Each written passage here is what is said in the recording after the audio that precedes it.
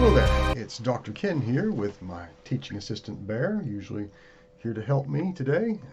Say hello to the folk. Hello. She'll either stay or not. With a lecture from my ancient Greece class that I'm calling War and the Making of History. And of course, we will be aware, up until now, that the ancient Greeks have fought many wars with each other over the course of their histories. But we will be looking at two major wars in the 5th century BC that would be defining factors for the Athenians in particular and the Spartans, but also for the rest of the Greeks. And so I'll be going over those in a little bit more detail and talking about the kind of impact this had on society at the time. So we talk about the legacy of the Persian Wars, or shall we? We shall now. And this really is a defining moment for the ancient Greeks. So who are the Persians? The Persian Empire is vast. It spans from India in the Far East to Egypt, and includes, at the point that we're concerned with, the west coast of Asia Minor, what today is called Turkey, but the Greeks called Asia Minor or Ionia, as well. And this is the sort of crux of the matter.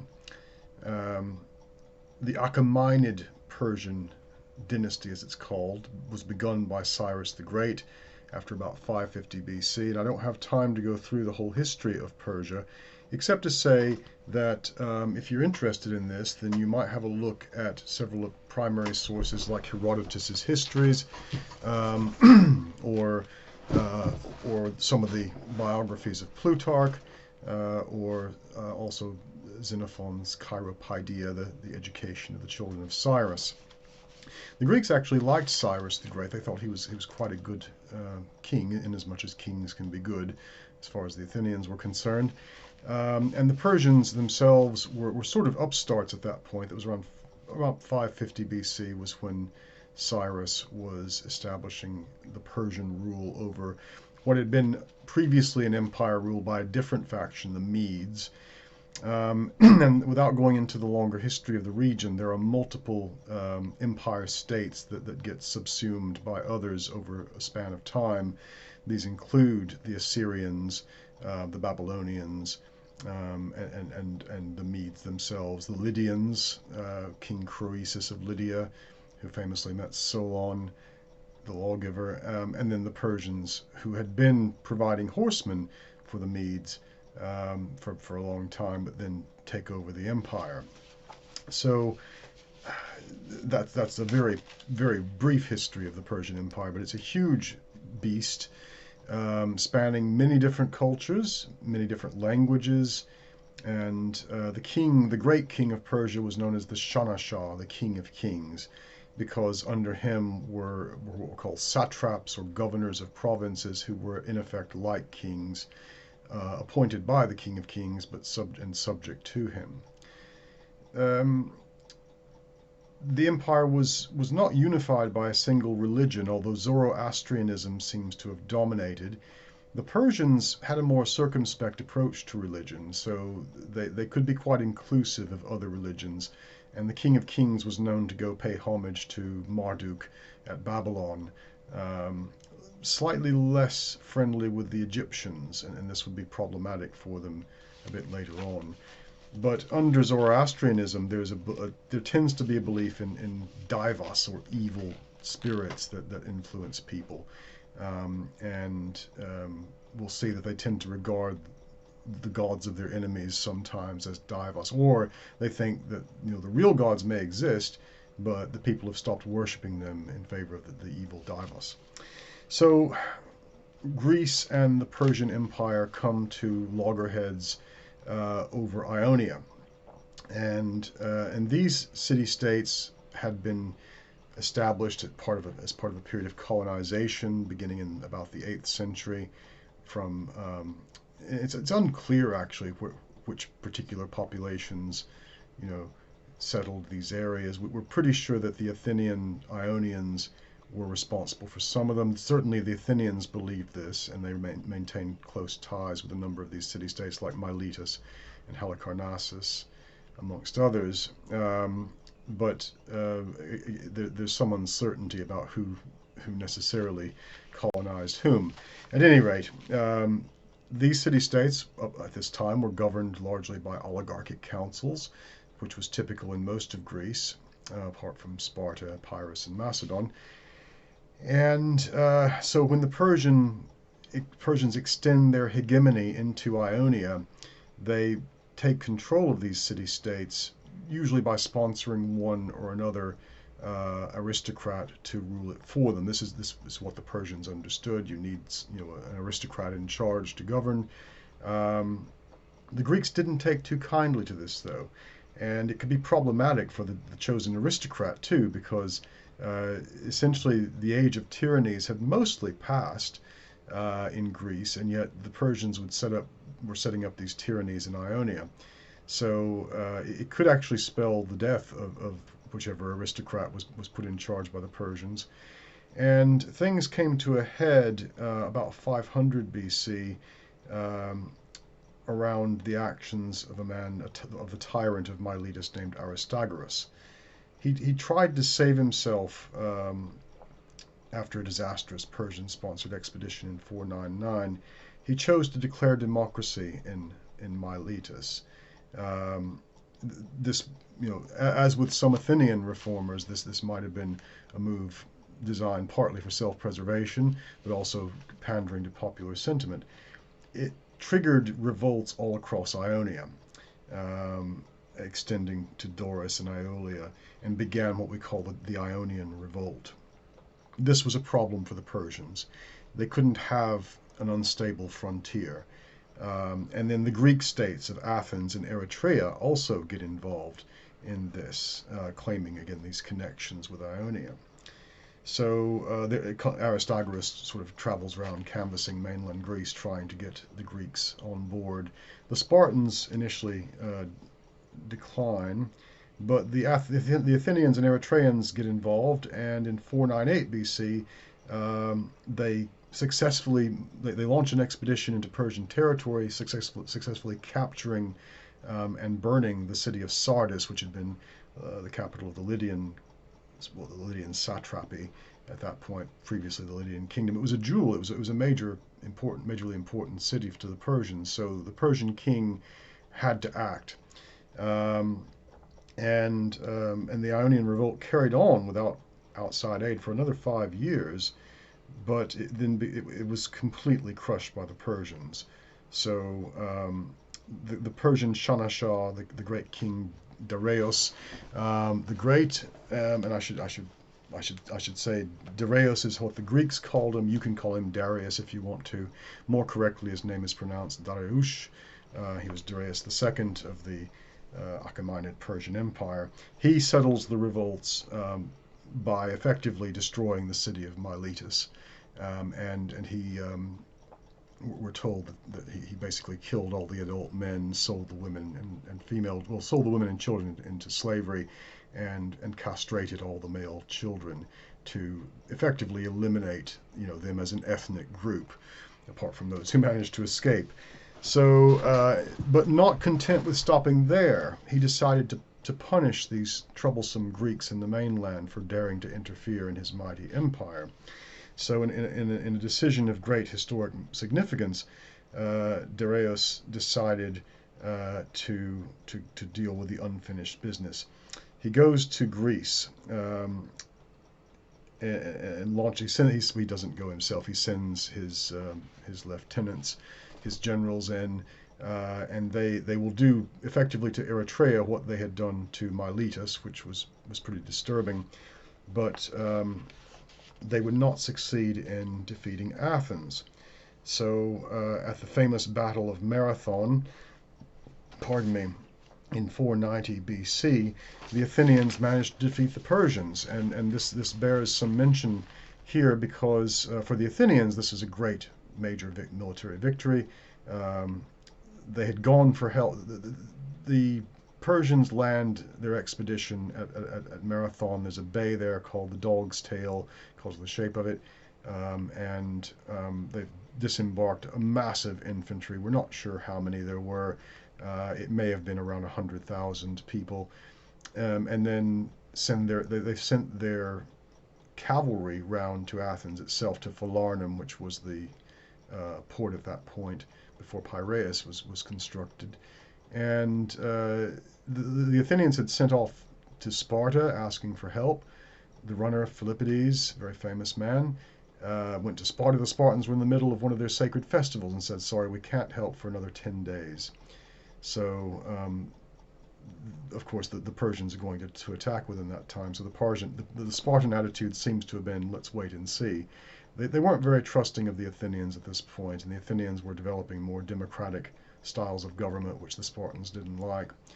But the runner, supposedly on the way back, Philippides, encountered the god Pan in the mountains, and Pan told him, don't worry, I'll be there with you when the Persians attack. So he gets back and tells them this, and the general Miltiades, who had some experience fighting the Persians as well, leads the Athenians. There's about 20,000 hoplites from Athens, along with 800 allies on the plain of Marathon, 100,000 or more Persians, and the Athenians are scared. They're afraid they're going to die. But this is where centuries of fighting each other paid off. The Athenian armor was superior. The Persians depended on arrows and lighter armed infantry, and the arrows largely just bounced off the Athenian armor when the attack came. They'd sent the cavalry round to Falarnum, but the Athenians at Marathon effectively mowed down the Persians and caused a rout, with the Persians fleeing back to their ships. More were killed in the rout than in the actual battle. You have to imagine the Greek armor weighs about 28 to 30 kilograms. When you've got 20,000 people moving in phalanx formation, that's a rectangular formation, they build up momentum and would plow right through the lightly armed Persian lines, who had depended on the archers, expecting the archers to work. They'd worked in the past. It didn't work this time. So Marathon was a great victory for the Athenians. They were spared for that moment the fate that befell Eritrea.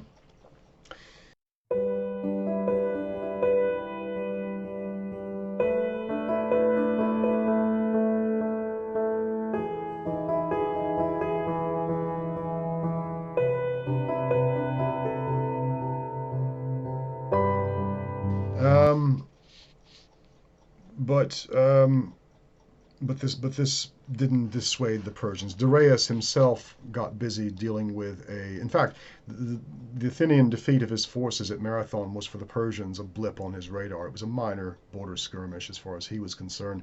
The great king was too busy putting down a revolt in Egypt at the time to care that much about the Athenians, except that, of course, he knew he needed to deal with them at some point. Unfortunately for him, Darius would die and be replaced by his son Xerxes.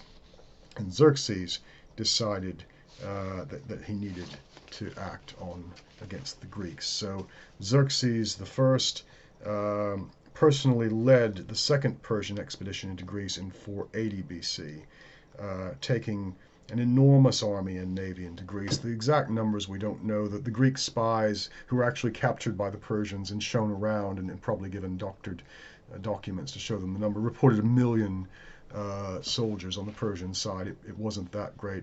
We don't know how many, but we estimate, a conservative estimate is that there were about 250,000 Persians coming across. They built a pontoon bridge at the Hellespont. Xerxes famously sacrificed 10,000 or more oxen to the goddess Athena at Troy. This was a kind of symbolic way of saying, Troy is ours, and you Greeks took it a long time ago. We're going to revenge that. It was also a way of saying that the gods that the Greeks followed back in Athens clearly were Divos. They were evil spirits. The true Athena was the one that that Xerxes was sacrificing to. Remember, too, there were a number of Greek aristocrats amongst the Persians, including the children of the descendants of Pisistratus, the Tyrant of Athens. the plan seems to have been to punish Athens, burn it down essentially, and then let it be rebuilt again and replaced their leadership with one of the Pisistratids, at that point the offspring or the descendants of Pisistratus, as tyrant. And they were, I'm sure, quite pleased with this plan and advising the Persians all along. So they cross this massive pontoon bridge at the Hellespont from Europe into Asia, where basically Constantinople is today, and march in. This is where the famous Battle of Thermopylae occurs.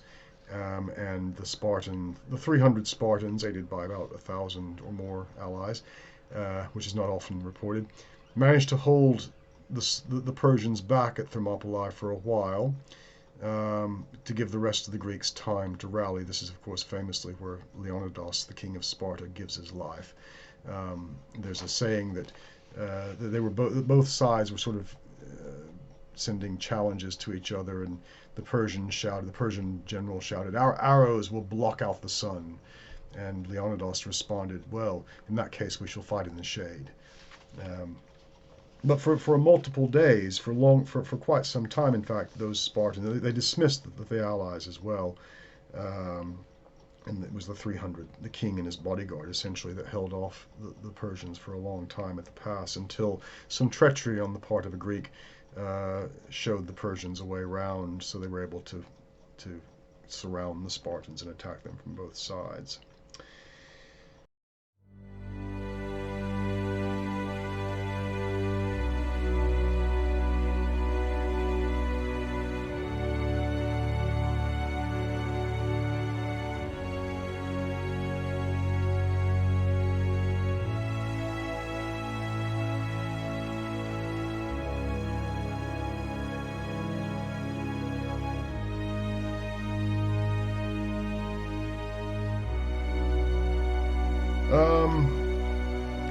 And the Persians will march through Greece. They'll end up taking most of Greece, apart from the Peloponnese. All of Greece except the Peloponnese fell into Persian hands. The Athenian population had to flee and go stay with some of their neighbors, while the Persians burnt down the buildings on the Acropolis Hill and destroyed effectively as much of the city of Athens as they could.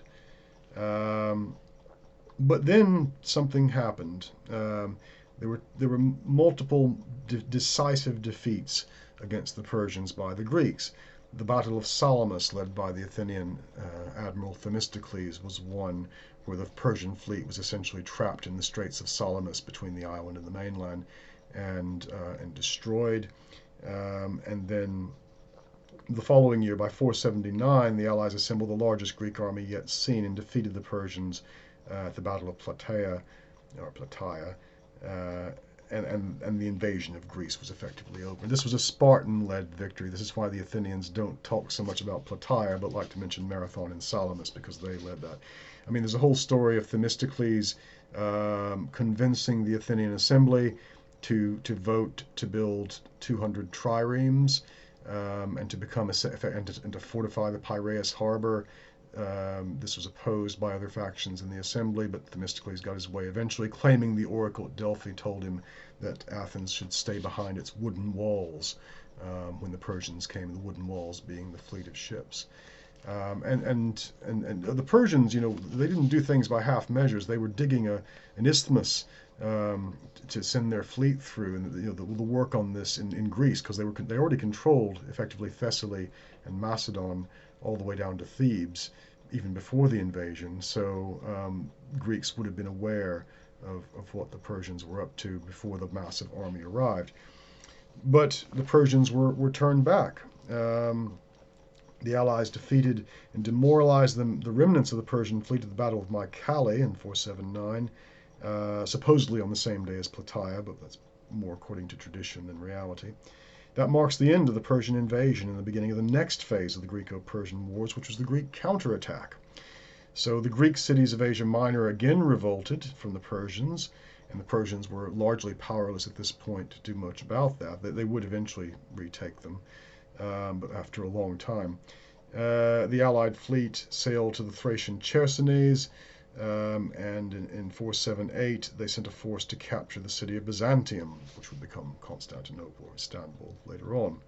It was successful, but the Spartan general Pausanias alienated many of the allies, and this resulted in his recall. After Byzantium, Sparta seems to have been eager to end its involvement in this war. They didn't like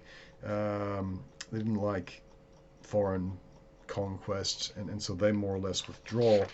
And Athens, and this marks the beginning of a kind of divergence. So the Greeks all came together under a kind of Hellenic league to defeat the Persians. It wasn't, the most satisfactory arrangement. It was agreed the Spartans would lead, but the Athenians were given command at sea, technically under a Spartan, but still the Athenians leading. They didn't share power very much. And the Spartans wanted to basically give up Ionia. They said, let's Spartan king Leotychides, his name means something like son of lion, fortune, the fortune of a lion. Anyway, had proposed transplanting all the Greeks from Asia Minor to Europe as the only method of permanently freeing them from Persian dominion. The Athenian commanders, Xanthippus at Mycale, had rejected this, claiming these were originally Athenian colonies, and the Greeks would protect the Ionians, and this dispute would carry on. But so the Persians, the mighty Persian Empire, the largest empire in the world, would be defeated by these, as they saw them, these barbarous Greeks ruled by their evil spirit gods. And it would never really recover from this. It destabilized the rest of the Persian Empire in some respects. The Persians would continue to be involved in Greek politics, usually through spies and money, offering bribes to various sides to fight each other, and this would be instrumental in the next set of wars. But in a sense, it exposed instabilities within the Persian Empire that never fully healed, and so when Alexander the Great comes along about a century later, then the Persian Empire is kind of ripe for conquest. It was Philip II's plan to conquer it, and that's the legacy of the Greco-Persian Wars in Persia. In Greece, something else happens. So there's this split, this rift between Sparta and Athens, which starts over, what to do with the Ionians, and it results in the formation of two leagues, two defensive pacts, we might call them, ideally, ostensibly to protect Greece against further Persian invasion, although they have different approaches to how they do this. So there's the Peloponnesian League, led by Sparta, and I'll come back to them in a moment. But then there's the Athenian Delian League, based on at Delos, which was the shrine to Apollo, where the treasury was kept on the island of Delos, and this is mostly northern, from Athens and her allies, and you can see from the map there the different city-states that were part of each league. So initially, the idea was to provide a defensive force to protect against the Persians. The league members were to contribute ships and men to the navy that would be run by Athens. According to Thucydides, the historian, the official aim of the league was to avenge the wrongs they suffered by ravaging the territory of the king. In reality, this goal was divided into three main efforts: to prepare for future invasions, to seek revenge against Persia, and to organize a means of dividing the spoils of war, which there were quite a few.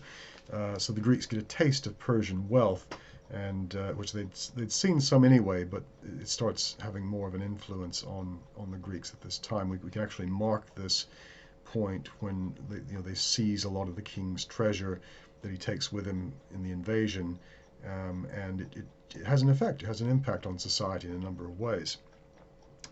So the Delian League is, as I say, members are meant to contribute ships and men. In fact, most city-states are not capable of building ships and supplying soldiers on the same scale that Athens can, because Athens is at that time head of a trading empire, and it means they're better suited. And of course, they've spent a lot of their public treasury on building up a fleet and maintaining it, so they've got the infrastructure there, the harbor, the shipbuilding facilities, etc., that others don't.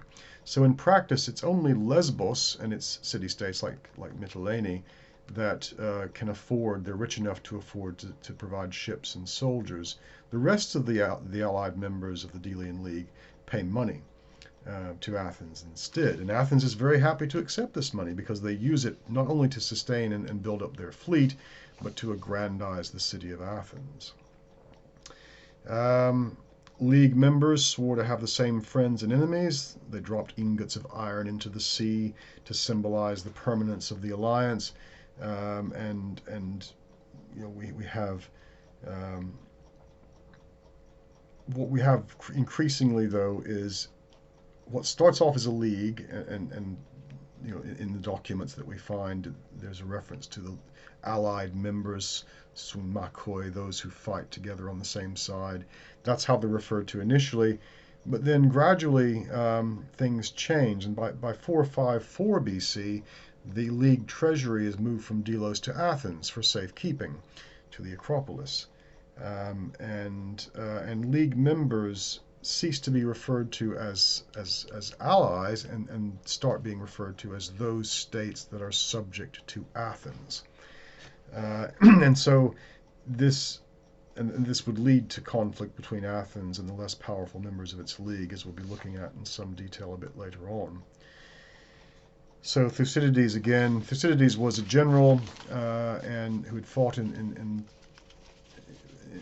would fight in the Peloponnesian Wars, as we're coming to in a bit, but was also an historian. And he talks about people defecting from the league, people growing unhappy with Athens' increasingly imperial sort of dominance of its league. This is what he writes. It says, of all the causes of defection, that connected with arrears of tribute and vessels and the failure of service was the chief. For the Athenians were very severe and exacting, and made themselves offensive by applying the screw of necessity to men who were not used to it, and in fact not disposed for any continuous labor. In some other respects, the Athenians were not the old popular rulers they had been at first, and if they had more than their share of service, it was correspondingly easy for them to reduce any that tried to leave the confederacy.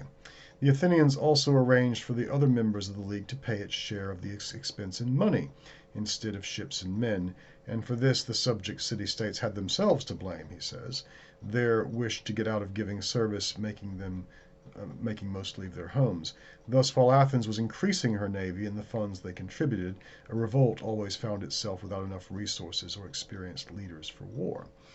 And you can see how this would work once people begin to realize that actually Athens, the great democracy, is behaving tyrannical towards its subjects, and they try to leave. They can't. They don't have a big enough military, nobody does, to resist Athens, apart from, as we'll see, the Spartans.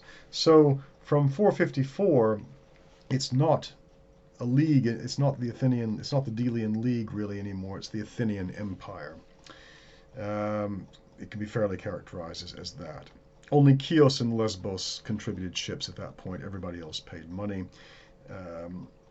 This is also when Athens will undertake its massive rebuilding program. They've been doing it anyway, but Pericles, again, this prominent general and politician, a demagogue, you'll recall me mentioning from last time, convinced the assembly to spend league money on rebuilding Athens. So the Acropolis, the Parthenon, all these things that you're accustomed to associating with classical Athens were built during the time of Pericles from the empire's resources. Pardon me. To further strengthen Athens' grip on its empire, Pericles in 450 BC began a policy of establishing what were called clerici. We call them clerices. In the allied states, especially or the subject states, those that were perhaps prone to revolt. A clerici is like, it's kind of like a quasi-colony, but it's more like a garrison. So a garrison in these league cities with Athenian citizens, often they're the ones who are collecting the tribute, guarded by soldiers, obviously for security reasons, and some ships usually present as well. So armed military garrisons, essentially, in territories. So you had the episcopoi and archontes who oversaw the collection of tribute, and the Hellenotamii who received the tribute on Athens' behalf. These are the sort of people who might occupy a clerici, or would come and go through one. So it's an embassy, garrison, military force to make sure the allies behave themselves. Athens' empire wasn't very stable, and only 27 years of war with the Spartans, aided by the Persians, and internal strife were able to defeat it. However, it didn't remain defeated long, and we'll see, though Athens is actually going to lose the Peloponnesian Wars, a second Athenian Empire would form around 377, not quite as big as the first, but still a major power player in affairs of Greece. So it is interesting to think that the first democracy, and we saw how that democracy developed last time, would also turn into an empire. We might ponder why that's the case. So I've talked about the Athenians and their league. Let's talk about the Spartans a little bit. So we've had a lot on Athens. Sparta is, of course, one of the best known cities there is, and I've talked a bit about them before, that their army was considered unstoppable. They were citizen soldiers trained from the earliest possible age, eugenically selected at birth. If they were defective in any way or deemed to be so, they would be exposed. A brutal society. I'll come back to some of that in a moment. But our archaeological evidence shows that Sparta wasn't always such a militaristic city. In fact, they seem to have been a center of culture, poetry, and art up until about probably the 8th century BC. In fact, it's no accident that the sort of poetry that would be performed in Greece was in the Doric dialect, the Spartan dialect, because they were the masters of song and poetry for a long time. Pythagoras is said to have gone to Sparta even after this period to study their music. But by the end of the 8th century, Sparta had become probably the most powerful state in the Peloponnese. It dominated Argos, the next most powerful state. It acquired powerful allies in Corinth and Elis. But what they did was take over the territory of their immediate neighbors, the Messenians, and they seem to have turned these people into their slaves, the helots they're called. Sparta had more slaves per citizen than any other city in Greece, and this is probably what necessitated their militarism, because they were constantly plagued by slave revolts. You can understand why. They essentially treated their slaves as a serf class, and that seems to have been what provoked them to make this shift towards the military. A reformer named Lycurgus is alleged to have set up this whole system. So when Athens split, and we'll come back to some of these points, but when Athens splits from Sparta to form the Delian League, Sparta has its own Peloponnesian League. It's not quite the same phenomenon. Sparta is the hegemon, that means leader. It's the closest thing to sort of imperial command that you might like, the Greeks have as a word. And they were controlled by, the league organized with Sparta as the hegemon was controlled by a council of allies, which was composed of two bodies. The first was an assembly of the Spartans, the second was the Congress of the Allies. In theory, members of the Congress of Allies could overrule Sparta, but in fact it doesn't seem to have ever happened. They didn't pay any tribute, except during times of war, when 1/3 of the military of an allied state could be requested. Only Sparta could call a congress of the League, and all alliances were made with Sparta only. So the member states had to form their own alliances with each other. They weren't really supposed to fight each other, but they had to have their own diplomatic negotiations. So it's a much looser confederacy than what the Athenians had with their league. And yet the Spartans did dominate it, and towards the end it will become something more like the Athenian Empire, interestingly enough. It provided protection, the Peloponnesian League, and security to its members. It was a conservative alliance, and it supported oligarchies and opposed tyrannies and democracies, whereas, of course, in Athens, in her empire, democracies were encouraged. It would only be under Alexander the Great that Sparta would have to give up its league and join the League of Corinth, led by the Kingdom of Macedon. So how did this work? How did the Spartan government work? We've seen the Athenian government, and I showed you the diagram of that. Well, here's the diagram of the Spartan government, and it's a different system altogether. You can see what it's like. I've put in the notes Aristotle's criticism of it. Plato also was critical of Sparta. He quite liked the Spartan government in theory, except he said that they paid too much attention to the virtue of courage and not enough to the other virtues. But as you can see, it's got two kings, so it's a dual monarchy, and a council of elders called the Gerousia, and then an assembly of the Spartiates over 18 years of age called the Apella, and you can see how society itself is organized. The Spartan citizens, full citizens at the top, they were always a minority. Their numbers were few, and this was a problem for them.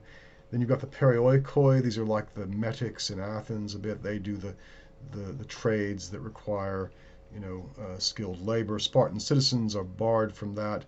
Slaves do all the work. They just own the land and train as soldiers. And then beneath them, of course, the helots, who are effectively serfs owned by the Spartans. There are the Spartan society is divided up into 3 fuli, or tribes, and 5 villages, and they are the ones who go to the assembly. Above that is the Ephyret, which is a kind of watchdog body that's designed to observe and make sure that everybody behaves themselves, including Spartan kings. The ephors could call the Spartan kings to account. The Apella was not a deliberative assembly like the Athenian one. All they seem to have been able to do is to agree with what the Gerousia had said, whatever decrees were issued, or else to remain silent. I put more in the notes about how this system worked. It's a very different system, as you can see, from what the Athenians had. And a very archaic system as well. It's a strange form of government. It mixes and mingles oligarchy with monarchy in a way that's almost, with a warrior-based culture that's almost Mycenaean in some regards. Spartans were superb warriors as a result of perpetually training from the age of 7 to be so. Though their armies were usually quite small, they were well disciplined and all but irresistible in combat. It's a famous saying of a Spartan mother, "Bring back your shield or be brought back on it," meaning, don't throw away your shield and run away in battle, which shows cowardice, or die and be brought back being carried on your shield. The Spartan Constitution that we think of seems to have been founded by this reformer named Lycurgus. That's what they say, at any rate. Was there such a person? Probably. Did he bring about all the reforms? We don't know for certain. But it's what turned the Spartan culture into such a militaristic one. And I'll talk about the education in a moment, which supposedly Lycurgus instituted, the Spartan agoge, it's called. In practice, like I say, the Spartan armies themselves were small, but they tended to lead their allies, and they were not merely good fighters. They were particularly skilled at things like tactics and strategy. So having a Spartan general lead an army of their allies made that army a devastating fighting force that wouldn't have been otherwise. I put more in the notes about the history of Sparta. I want to talk about Spartan women for a little bit, though, because as we've said before, and as you've heard, no doubt, they are different from the way women are treated, certainly in Athens, probably in a lot of other city-states as well. A lot of our information is based on Plutarch, and this is a problem with Sparta.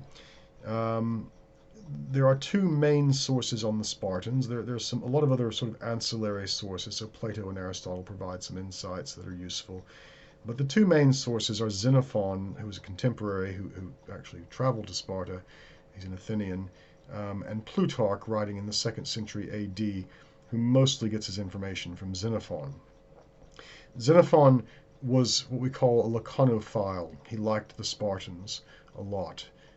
He was even given a house there, a property there by the king of Sparta, and had his children educated there as well. So he's an Athenian aristocrat. Xenophon will encounter him with some of our other readings in time to come, and he liked the Spartans a lot. So the picture he paints of Sparta in his Constitution of the Spartans is a kind of rose-tinted one. It's based on his perceptions and perhaps based on what the Spartans wanted him to see as well. So it's a real problem to say that we know much about the Spartans, because we simply don't. And beware of anyone who tells you anything too definitively about them as well, because a lot of it is based on just speculation, and not based on the evidence. We can go by what the evidence says, but even that is subject to debate. So, and most of it comes from Athens as well, from Athenian. It all virtually comes from Athenian sources. There are no Spartan sources that we know of. So anyway, pardon me, we're told that Spartan women learned how to manage horses and drive chariots in procession, that they raced 2 horse chariots at the Hyacinthia, a festival to Apollo and Hyacinthus, Apollo's lover, and that they practiced the arts of running, wrestling, and throwing the javelin and discus, just like the men, and so received not only an education at state expense. Sparta was the only place that provided education at state expense, but also received a comparable education to that of the men. The reason for this is probably practical, considering that when the men go away, someone has to keep the slaves under control at home and or be ready to defend the homeland. Not that many people invaded Sparta, because as it turns out, it's actually quite a difficult place to get to, surrounded by mountains. Remember in Athens that a woman is, even an aristocratic woman, is expected to be able to sew and weave. Not so in Sparta. That's slaves' work. The women supervise these things. Now, just like in Athens, a Spartan daughter would be under the control of her father as her kleros, her guardian, and he would have betrothed her to someone. But they seem to have had a lot more liberty than the Athenian equivalent. We have a number of historic Spartan women who illustrate the major difference. One of them, the more famous one, is Queen Gorgo, the wife of Leonidas. And when Leonidas dies at Thermopylae defending against the Persians, she becomes a monarch. She becomes one of the 2 monarchs of Sparta, a queen, a reigning queen, which is very strange in the Greek world. It's almost unheard of, and was apparently a very good one. We're told that when she was a child, she decoded, or when she was younger, she decoded a secret message that the Persians had sent and was able to help her father out. There are a number of sayings of Spartan women recorded in Plutarch's Moralia that include a laconic quip attributed to Gorgo. When asked by a woman from Attica why Spartan women were the only women in the world who could rule over men, she replied, "Because we are the only women who are mothers of men." And by the way, laconic means Spartan. It comes from the word Laconia, which is a region where Sparta is, and it refers to being very sharp, very taciturn in your language, not very loquacious or circumlocucious like the Athenians, but sharp and to the point.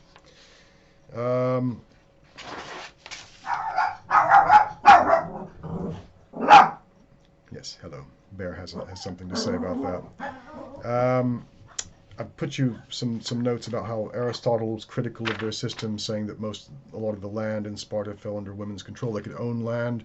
Unlike in Athens, they could inherit land. In Athens, a woman could only inherit through her partner, and if a woman was the only heir to someone in Athens, then she had to, if she was married, she had to divorce her husband and marry her nearest male relative in order to get that land, and then he would get it. So. But in Sparta, they could inherit. They also seem to have rarely married before the age of 20, unlike Athenian brides who were typically around 14 or 15. Spartan women wore short dresses, didn't wear a veil when they went outside, exercised nude along with the boys, and probably participated in a number of public festivals just like the men did. Uh, they would get a kind of reputation elsewhere. So in Athens, they have a reputation for being rather manly. And there's a character in Lysistrata by Aristophanes called Lampeto, who is from Sparta, and she's portrayed as sort of excessively masculine, and this is seen as something of a joke. Um, Spartan men were required to marry at the age of 30 after completing the Cryptea, if they went through that, but certainly by the age of 30.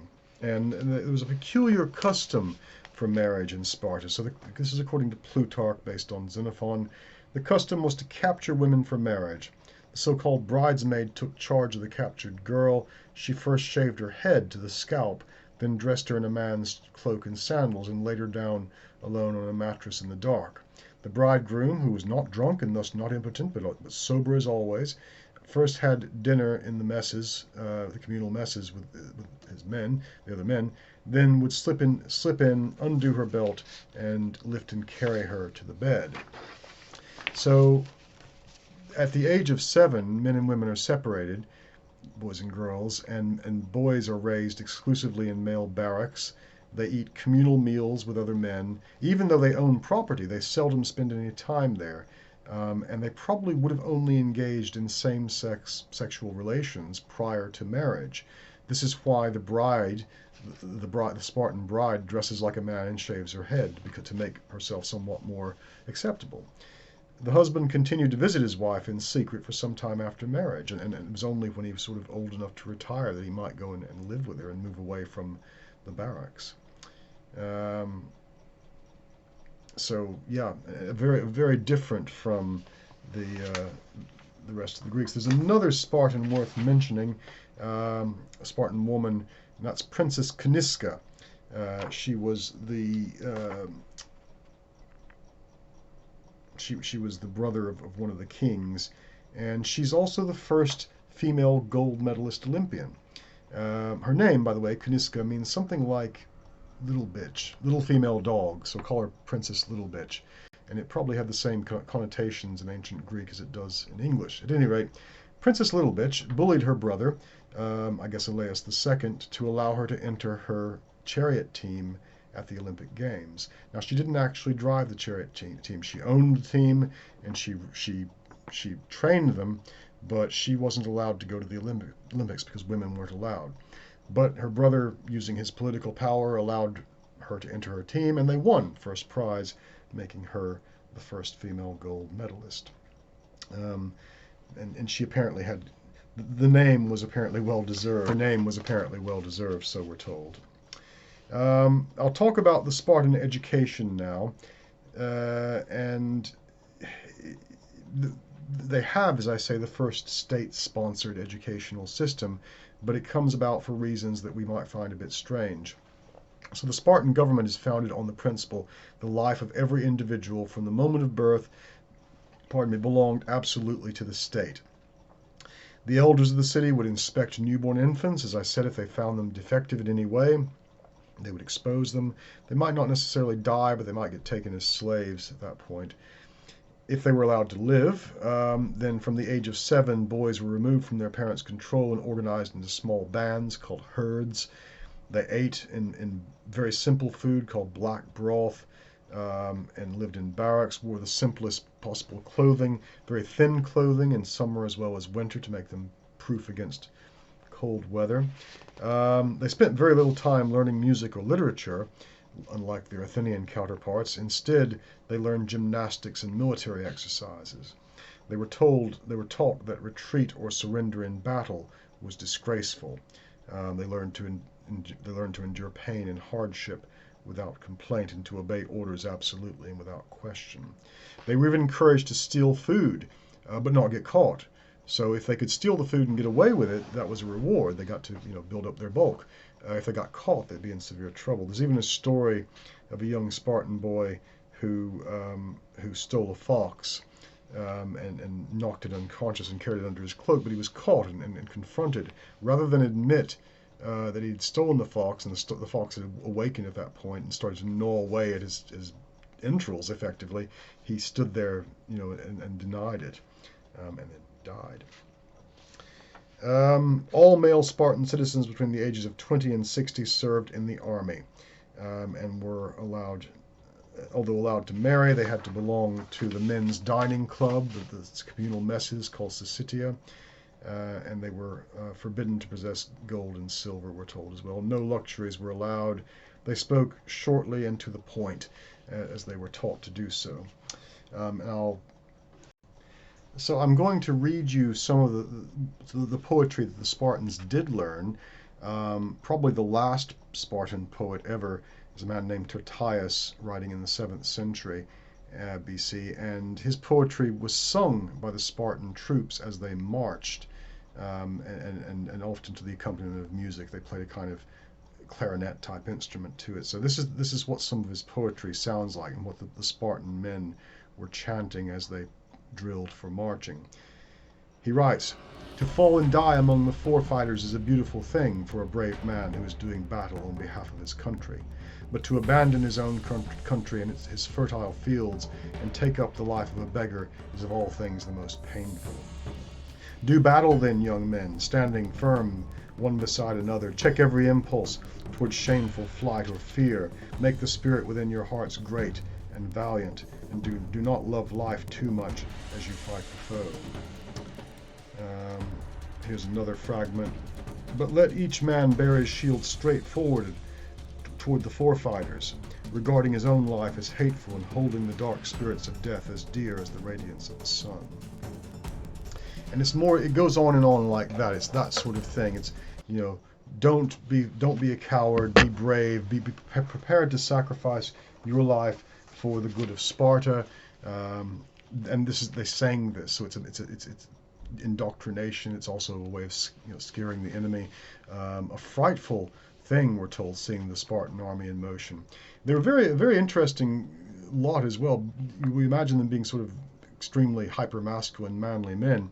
Yet before battle, they wore their hair long. First of all, that was unusual amongst the Greeks. And before battle, they would fix each other's hair, often braid it up, and make it look nice, and then put makeup on as well. So there's this whole ritual of dolling themselves up for battle, and the idea seems to have made them. It wasn't makeup, to make them look what we might call effeminate or something. It was to make them look scary. It's like war paint, I suppose. But they did that, and the Spartan army chanting these songs to the accompaniment of a clarinet or type instrument, was a frightening thing, and it was meant to frighten the enemy.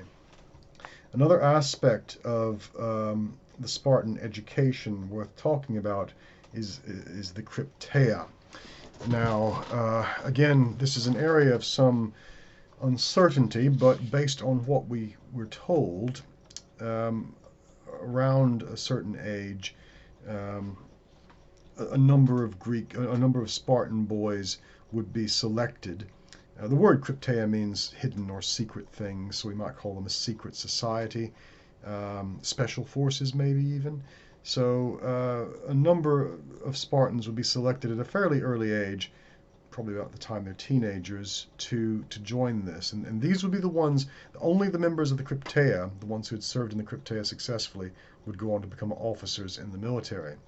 So what did they do? Well, part of their role seems to have been to police the helots.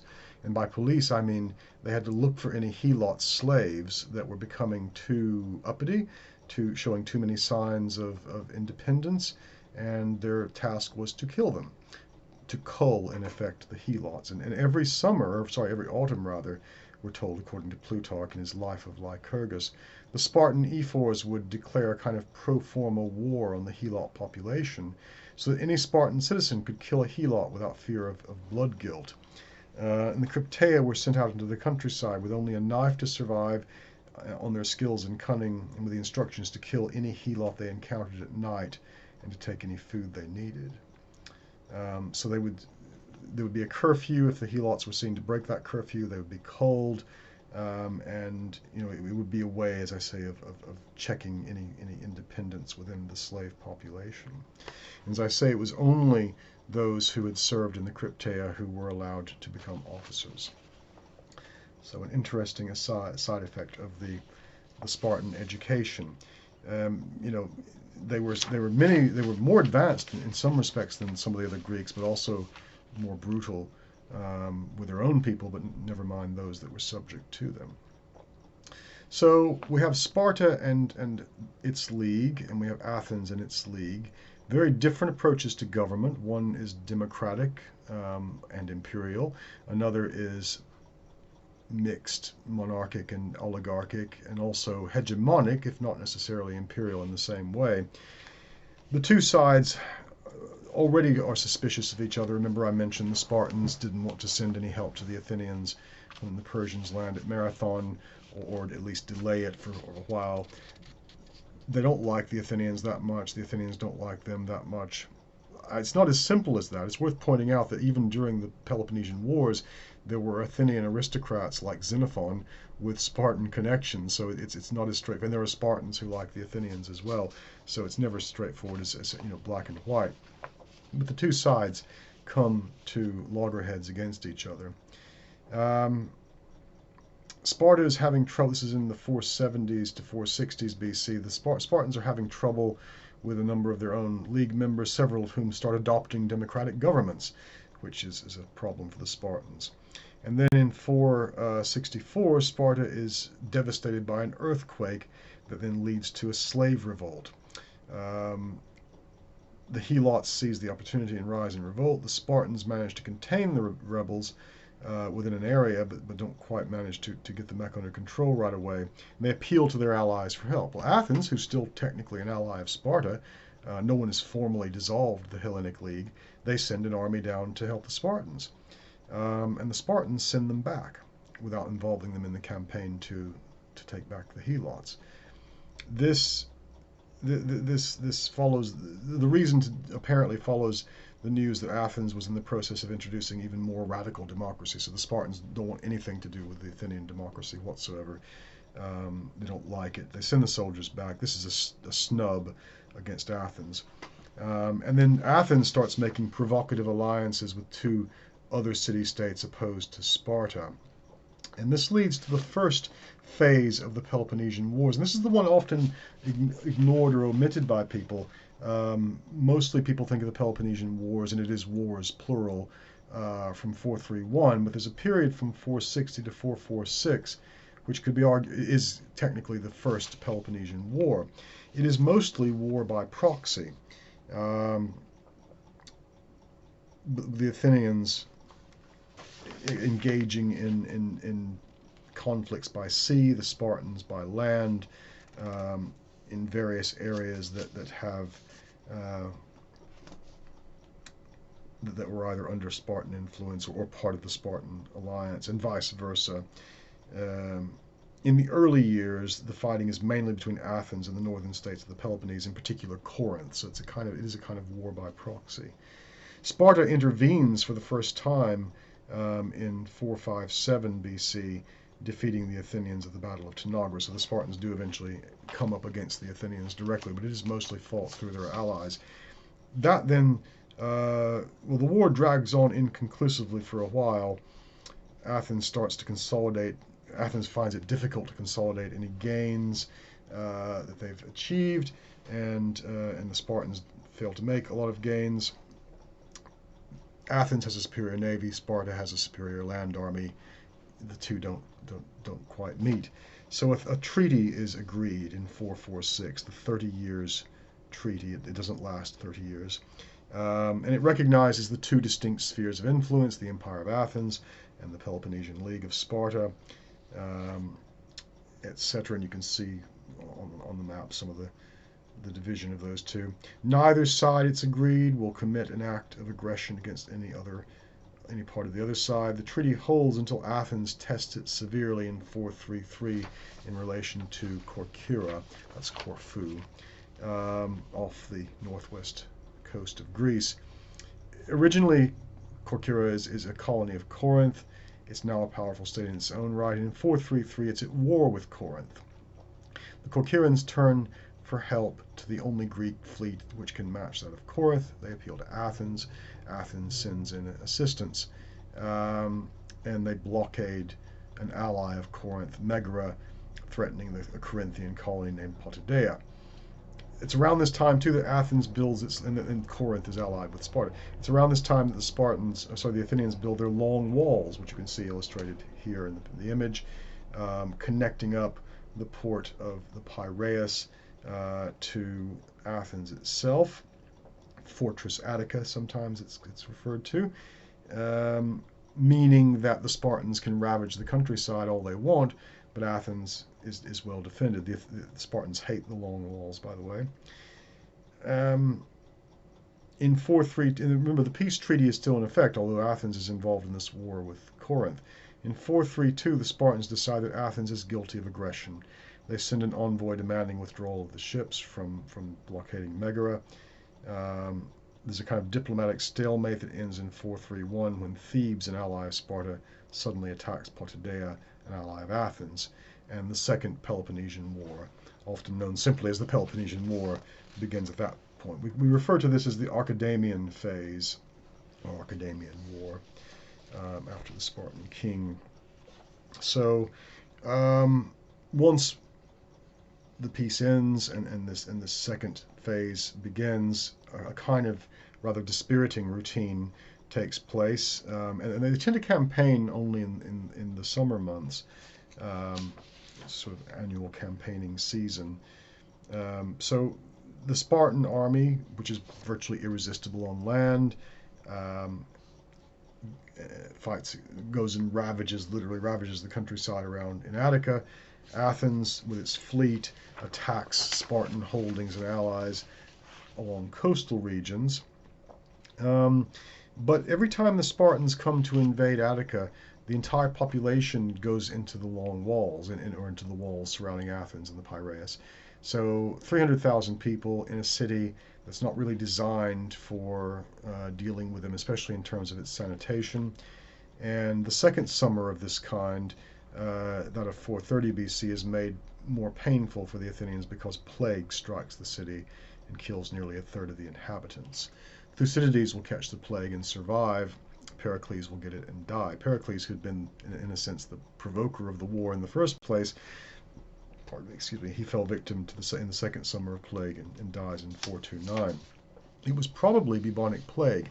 You get a very vivid description of it in Thucydides, which we might go over at some point in class. Yet Athens survives, and by 425, Sparta seems to be the underdog. Ostensibly, Athens should have won this war. They were the richer of the two powers. They had the resources and the ships that Sparta lacked. But fighting is brought to a temporary halt in 421 BC with the Peace of Nicias, it's called. The reason is that the Athenians have attacked the Spartans at Sphacteria in 425, and it ended with a surrender of 292 hoplites trapped on the island, among them 120 full Spartan citizens. There had not been a loss of that many Spartan citizens before. The Spartans immediately sue for peace to get back their 120. They can't lose 120 Spartans. There just aren't enough of them. And so they sue for peace.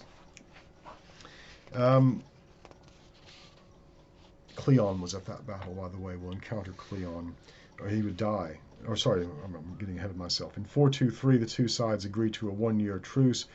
After this expired in 422, the Athenians sent an expedition to Thrace under the command of Cleon. Right, that ended in a disaster at Amphipolis, and Cleon died in that battle. So peace is declared, and it lasts again. This time the Athenians will break it. We'll come back to how they do it in a moment. Well, basically, it's the Sicilian expedition. They send, and I'll come back to that in a bit. They send an expedition to Sicily, but I wanted to talk briefly about Milos and Michelani because they're a really good illustration of Athenian imperial heavy-handedness. Michelani is on Lesbos. Remember, they still contribute ships and men to the League. They revolt in 427, and Athens will defeat them. They'll send in the fleet and their army and defeat Michelani. And the decision is taken by the assembly to punish Mytilene by killing all the adult men and selling the women and children into slavery, and then just occupying the town with Athenian colonists. A ship is sent bearing this verdict, but and we'll look at this in more detail in class, but there's a dispute amongst the Athenian politicians over whether this was too harsh or not. So in fine democratic form, the following day they change their mind, decide it's too harsh, they're not going to do this, and they're just going to punish the ringleaders of the revolts, about 1,000 of the Mytilenean citizens. It's a much less severe punishment. So a second ship is dispatched, and it arrives just in time to change the verdict. What they will do instead is colonize Milos, essentially seize most of its territory and give it to Athenian citizens. So the punishment to Mytilene is quite harsh. You know, they're reduced, and now they'll pay instead of supplying ships and troops. Milos is another matter. Milos didn't revolt. Milos was never part of the Delian League. It was an independent, neutral city-state, nominally associated with Sparta. It was a colony of Sparta, probably, or they thought they were, but they didn't want to have anything to do with Athens and Athens League. Athens, though, because Milos is an island, and you can see where it is, was it strategically important? Maybe, maybe not. Not really. Athens had other islands it could use as a base of operations against the Spartans. But this is in 416 BC. Again, while the truce is still, the Peace of Nicias is still in effect. Milos doesn't want to join the league. They're compelled by force.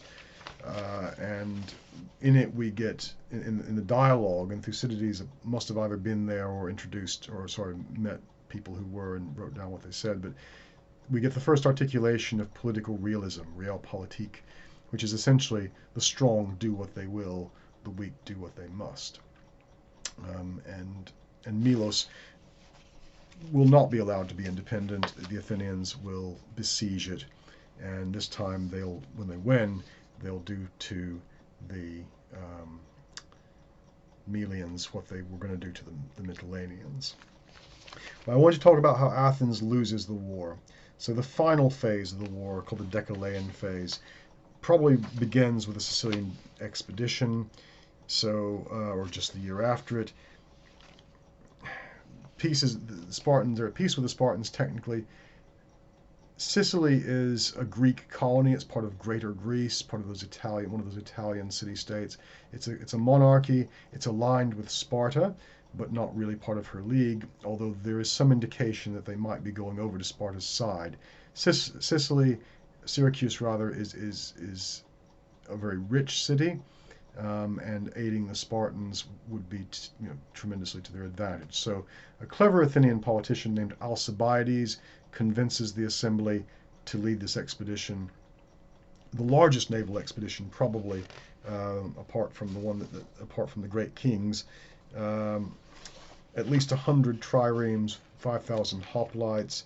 Sorry, in the end it was 134 triremes, 5,100 hoplites, 22,000 Athenians, 480 archers, 700 slingers, 120 light troops, 30 cavalry, 130 other supply ships, with all the crews of the triremes and other non-combatants. We reckon around 200 warships and 40,000 people. And it's a disaster. Alcibiades gets recalled. His political enemies managed to bring trumped up charges against him having to do with mutilation of the Herms, cutting off their penises. We talked about this before, I think, these statues of Hermes at crossroads, and claiming he performed the sacred mysteries in his home. He probably didn't either. He gets recalled. A less capable commander leads, and there's some bad luck as well they have with weather and an eclipse, which prevents them from withdrawing in time. It's a rout. Most of those men and ships are lost. It is a disaster. And oddly enough, though, Athens, they don't give up at this point. They continue fighting for another 11 years and rebuild their fleet somewhat. So the Decolaion War takes place from 414. Alcibiades will flee to Sparta and start advising them, and the Persians take advantage here and start giving money to the Spartans to build their own fleet to counter that of Athens. So that's a big factor in this. The Persians are still smarting from losing that war, and they're happy to stir up these Greeks against one another. So in 413, the Spartan king Agis II invades Attica and establishes a garrison in the deme of the Decolaion, which was one of their fortified areas. It functions as a base from which to conduct raids into Attica, as a refuge as well for runaway slaves. So this is where the Spartans convinced the Athenian rowers, about 20,000 of them were told, to go over to the Spartan side, offering them freedom. So Sparta not only gets a fleet of ships, it gets trained rowers to help it with that fleet of ships. Interestingly enough, there's an oligarchic revolt in Athens in 411. I mentioned this in class, I think. Alcibiades comes back while the army's away and convinces the assembly to get rid of democracy, to get some Persian aid. So the Persians have been helping the Spartans. He says they'll help you. He's been communicating with the Persians. They'll help you if you give up democracy. So the franchise is reduced to 5,000, and Athens temporarily becomes an oligarchy. They never get any Persian money, and the army will come back in 410 and restore democracy. So, oligarchic coup. And then the Spartans, though, fueled by Persian money and advice from Alcibiades, who has to flee Athens yet again, though he'll end up being killed by assassins sent by the Spartan king for apparently sleeping with the king's sister or wife. At any rate, the Spartans defeat the Athenians at the Battle of battles of Argonusae and Aegispotami. The Athenian fleet is more or less at Aegispotami. The Spartan admiral Lysander catches the Athenian fleet docked and captures 3,000 Athenians and all their ships there. For the first time in 100 years, Athens loses control of the Mediterranean. In 405, Lysander and the Spartan fleet, and Lysander's not a king, he's an admiral. He acts a bit like a Spartan emperor, interestingly enough, until he gets recalled. They blockade the Piraeus, and the Peloponnesian army surrounds Athens. Athens can't feed itself, its fleet is defeated, they surrender in 404. Sparta's terms are quite lenient, interestingly enough. They had every right, and tradition would have said that they should have burned Athens to the ground, killed its male population, sold its women and children into slavery. They don't. All they do is impose an oligarchic government on Athens and insist that the long walls be torn down. So that's done. The 30 tyrants, as they're called, govern Athens, but only for a short time. It gets overthrown the next year in 403, and the Spartans don't do anything about it. The Spartans seem to lack an interest in empire, although they will have one for a time, mainly dominating the Peloponnese until they're defeated by the Thebans in 371 at the Battle of Leuctra. So, in a nutshell, that's the Peloponnesian Wars, and this is the period that we're mainly studying. This is when Plato and comes along, and the great democratic reformers, and it's a period of perpetual conflict. First with the Persians, prior to that, Greek among Greeks. First with the Persians, then with the Spartans and the Athenians. And you can see that after the Persian Wars, it's a changed situation. The Greeks had always fought with each other; they always had alliances, but it's a different kind of political landscape with two big power blocks, empires effectively that go to war with each other. And as I say, the Spartans win, but Athens isn't destroyed and will reform its empire to a lesser degree, but remain a kind of second-class power from that point on. Anyway, we'll discuss some of these other issues in the aftermath in class. I'll leave it there. And the aftermath, I suppose, is that eventually the kingdom of Macedon will rise to fill the power vacuum left by Athens and Thebes once Thebes is defeated. And that will be another chapter of Greek history, which we'll look at in more detail another time. Thank you for your attention.